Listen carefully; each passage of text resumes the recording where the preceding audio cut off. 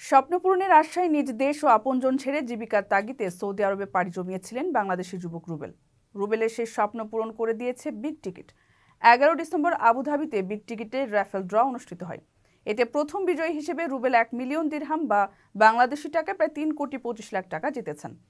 Gulf নিউজের প্রতিবেদনে বলা হয়, 17 বছর ধরে সৌদি আরবে বসবাসরত রুবেল বিগ টিকিট কেনা শুরু করেন 2020 সালে। আবুধাবিতে একটি ভ্রমণে গিয়ে তিনি বিগ টিকিটের স্টল থেকে প্রথম টিকিট কেনেন। এরপর থেকে নিয়মিত টিকিট কিনতেন, কখনো এককভাবে আবার কখনো বন্ধুদের সঙ্গে।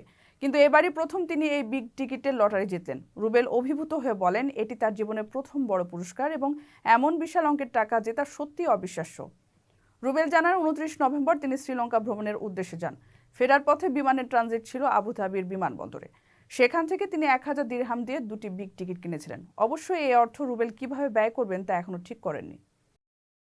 প্রবাসীদের বিনিয়োগের শতভাগ নির্ভরযোগ্য প্রতিষ্ঠান প্রবাসী সিটি লিমিটেড। এখানে বিনিয়োগ করে হালাল মুনাফা অর্জন করুন।